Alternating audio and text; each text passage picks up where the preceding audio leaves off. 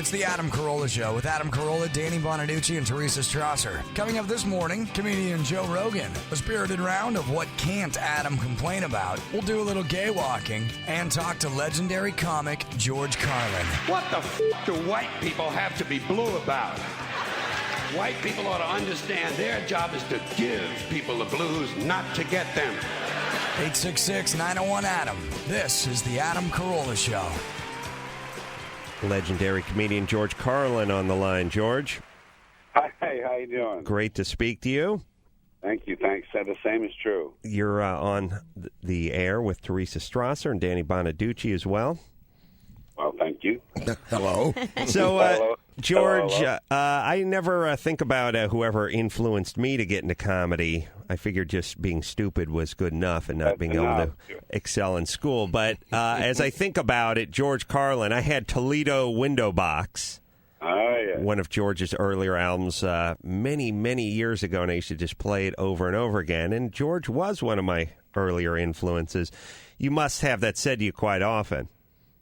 Every now and then I hear that secondhand or something like that. Yeah, thank you. That's a very nice compliment. What is a day in the life of George Carlin consist of? Because we don't see, we see you doing HBO specials and doing stand-up, but don't see you walking down the red carpet very often or filmed out front of the Ivy. Well, getting up very early and calling people I haven't met before. Very, very clever. Yeah. I'm not a big socializer. You get me past 2 or 3 minutes and I got to leave the group. I can't. I don't like it. I'm a loner. I hang out alone pretty much. I don't have a lot of show business friends. I kind of have a lot of fun in my own head, like I did when I was a kid. I grew up that way, and that's the thing that served me the best. And so here I am, still sitting inside my own head. Well, what is your technique for creating material? Do you have a notepad or a little dictaphone, or how do you do it? Well, I write notes down if I'm home and there's a notepad handy, something handy. I have them all over the house. Ideas, thoughts, notions, things that you've already said with variations or additions. You hear something on television, it reminds you of something you already thought of, and you have a different twist on it. Or if I'm in the car, I have a little hand recorder, and I just keep these files. I've been very lucky to be very, very productive with these comedy files. Like I say, they're ideas and half-written bits and partially written, not fleshed out at all. 1 line, 10 line, 3 pages, all different things on every subject you can think of, but mainly the important big ones, race, religion, consumerism, business, stupidity, a lot of things that America is good at. Well, and I just rake through them every now and then. I would like to start by kissing a little Carlin ass and then have that segue into a question about what we were just talking about. That's how talented my boss is. A lot of comedians, a lot of older comedians, pardon me, George Carlin, but the guys we remember, you're 70 years of age? Yeah. Unbelievable. Wow. I didn't think that. The guys we remember, growing up have jumped the shark a little bit. They've gotten a little bit schmaltzy or old. They've lost their edge. Whatever you get when you stop producing testosterone and you start making tons of money. That's what's happened to a lot of guys. When your hair falls out and your pockets fill up, you just sort of lose your edge. I've seen George Carlin doing stand-up, on TV specials that were 6 months old, and he's just as sharp, just as angry, maybe even more. Yeah. Maybe even overcompensating a little bit for those who might have thought he's lost his edge. He's just as controversial and just as sharp. Now, here's the question. I watch your stand-up, and it seems so amazingly well thought out and well crafted. I thought, does he rehearse this verbatim? Does he write this out like an hour and a half long play or monologue and remember each word into each segue? Or is he just that good in real time? Thanks for the compliments all through that. And it's all written out. It's all carefully planned. It's all carefully memorized. It develops, and it's not memorized from the first day on stage. It has to be brought along. But I'm a set piece comic. I'm not a an ad-libber.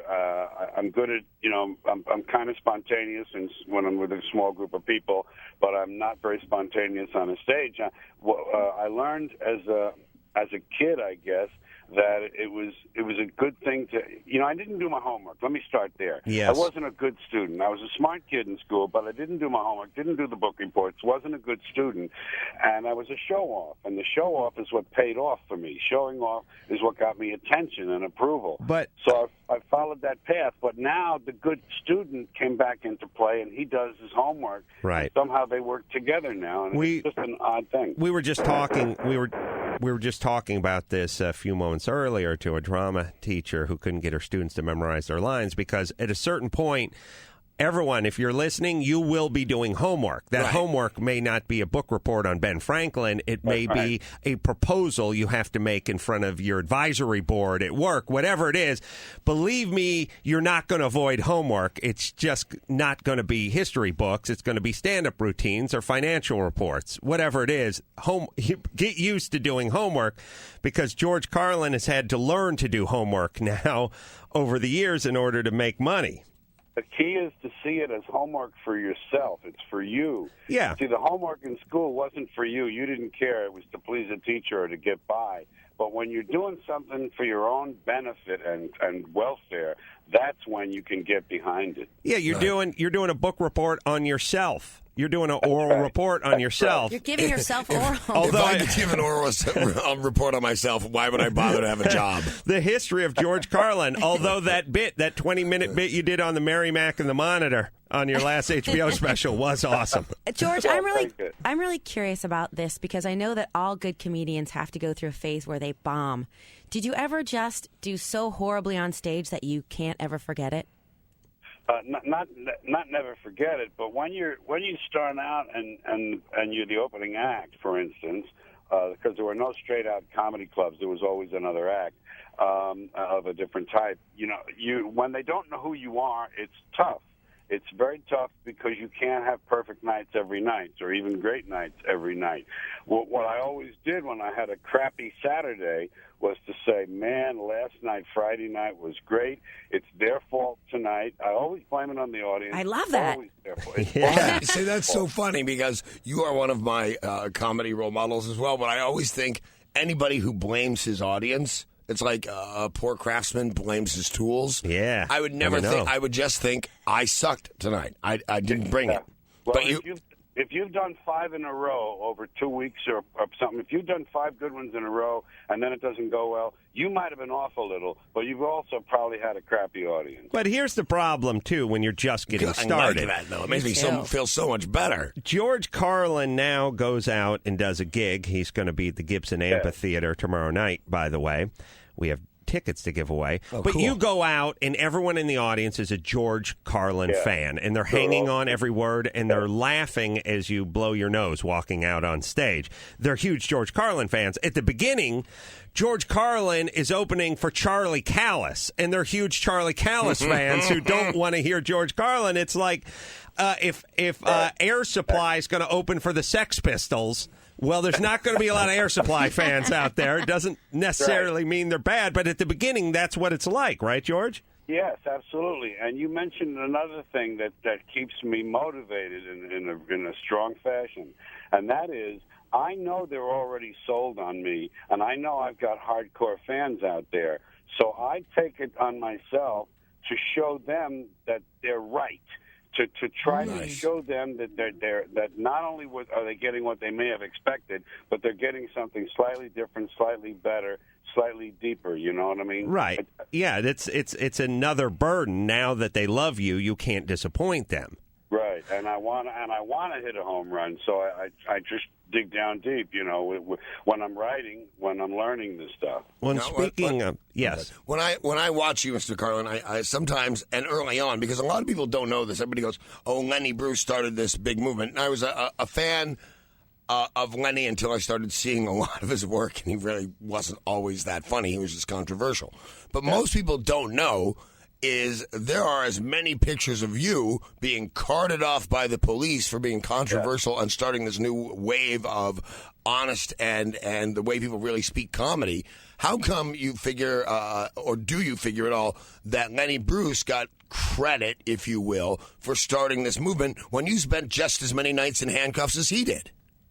Well, mine came after the free speech movement had started and after the Summer of Love and after all of those things had gone into play and there was this social change going on in the country. His happened in the middle of the 50s when it was really a cultural Siberia. So he just got there first. Plus, George was a prop comic for the first 18 years of his career. A lot of people don't know that. Same prop. One prop. That was all. That was the challenge. Carrot Carlin is what they called him. Did you say you had one prop? Yeah, his brain. Hey, George, can I ask you this? Speaking of your brain, you've been known to smoke a little weed now and again. Yeah. I hear about these comedians who like to get high and head out on stage. Oh, I'd kill myself. I would kill myself, too. I don't mind catching a buzz once in a while, but I would freak out if I did it on stage. Your job, your act seems so well worded and so well rehearsed. I couldn't imagine getting high and attempting to do it on stage. You ever get high and go out on stage? No, it wouldn't work now, but I grew up getting high. I was one of those kids, came from a lucky neighborhood when we had pot at 13. That was 1950, which was really kind of before white kids got into a lot of those things. Right. And we had pot, and I grew up on that. So I never did a sober show until I finally really put everything away about 3 years ago. So But I wasn't just whacked. I mean, the stuff wasn't as strong as now. I didn't do 7 joints, Right. I kept a buzz, and that was it. So if we see something like, for instance, George Carlin, All My Stuff is a retrospective DVD box set, 3/4 of that you're going to be stoned. There's probably something floating around in the bloodstream, but it may not be governing things. You know what I mean? But interestingly enough, everybody knows George Carlin's the 7 dirty words you can't say. But a bit you do, and I don't know if it's called All My Stuff, but there's a bit you do about stuff that I think is one of the funniest, most well thought out things I ever heard. It's about really these storage containers you need because you have now accumulated too much stuff. That you need more room for your stuff, that you have to go visit your stuff. Is that what the compilation is named after? Is that bit, or is it just purely this is all my stuff? It was a nice, happy coincidence. It's both. I found that, if I called it All My Stuff, I was evoking thoughts about the piece called A Place for My Stuff. Right, which was brilliant, by the way. Yeah, and at the same time, it was All My Stuff. So it just made a lot of sense. And that piece had a lot of universal reach. A lot of people understood that. The 7 words gave me an identity, but that piece gave me a kind of a welcome to the family, George. Now, I'm doing a comedy album, a compilation of all my bits. It's called One Really Good Transvestite Story. It's just really long. George Carlin's going to be at the Gibson Amphitheater. That is tomorrow night, and then Saturday is going to be in Sacramento at the Community Center. Hey, George, before we let you go, can I ask you one more question? Yeah, sure, please. When you then go to the Gibson Amphitheater tomorrow night and do your routine, how much of it, because now you're a legend and you're 70 years old, and when the Rolling Stones go on tour, we want to hear Satisfaction. We don't want to hear all the stuff from their new album. Obviously, it's not quite analogous. You need to do new material. But how much of it is a blast from the past? None, because none of that stuff is in performance shape. You have to do things every week or so to keep them fresh in your head and keep them in performance So it's like a shape. song you haven't rehearsed in a while. That's right. And it's even worse because a song sticks in your head a little better than just spoken word. Will people shout out requests? Do they want to hear the 7 dirty words? Do they want to hear the stuff? I don't think of them as requests. They'll shout out 7 dirty words, and I think they're just trying to hear themselves say it, Right. But do you do it? Let me say something. No, I couldn't do it. I could give you the words. I could give them or you the words. No, I mean, do you do it on stage? So if they request it, will you do it? No, I don't know the piece anymore. Wow. Let me say something about the show tomorrow night because there are 2 kinds of fans. There's casual people who just kind of know you and like you, and then there are people that would drive from Buffalo to Cleveland to see your show. You know what I mean? Right. And for those people, I want them to know this is all new. This is a show that's completely turned over since November 2005. When I did the last HBO, and I was very sick on that show, by the way. I was about 20 pounds overweight with fluids that my heart wasn't pumping out of my body, and I went in the hospital for heart failure after that show. So I'm much healthier now. This stuff is great. I'm very proud of this show, and it's more new stuff, and people who really like your stuff like to hear that kind of thing. Well, we'll be listening and watching, and you're going to be filming this, too, right, this current tour? No. We do HBOs live on the air. We do them live on the broadcast satellite. We'll be on really? March 1st. Oh, March 1st. This one will be on. It's called It's Bad For You. Tomorrow night at the Gibson Amphitheater, and then Saturday night at Sacramento in the Community Center. George Carlin, thank you very much for being on the air with us. Thank you, everybody. And Danny, keep hacking on him, man. Thanks, man. I like that. I learned a few things. You blame the audience instead of yourself. Yes. That's cool. That's good. And I also learned men are very hard to buy for. I think his box set, 14 discs, All My Stuff, will be a very good gift. Oh, that would be a bad gift. For the holidays. Yeah, you can't say you don't like that gift because you're admitting you have no sense of humor. Right. You could give me a gift right now. What? What the hell did he just say to me? I didn't understand. Keep hacking on it? Keep hacking on it. Keep at your comedy. Okay, cool. Don't Thanks, give up. buddy. Oh, really? I thought he meant coughing. I thought he meant have a smoke, yeah. All right, we'll take ourselves a break. When we come back, T, Yeah. the news. Well, here is part of the eloquent description that Johnny Fairplay gave of Danny. You're mean. We'll hear the rest of that. And also, we're going to talk to Adrian Curry, who was right there when it happened. All right, speaking of pot, Adrian Curry from Next Top Model, the winner about 2 years ago or First so, one. is going to be on with us. She'll give us a first-hand account of the events when Danny decided to take Johnny Fairplay and toss him over his shoulder like so much Continental Soldier. I Your ears resent hang that. low. I never decided to do that. He decided to leap upon a guy that might throw him over his shoulder like right. a Continental Soldier. And the news, the rest of it, that is, next on The Adam Carolla Show.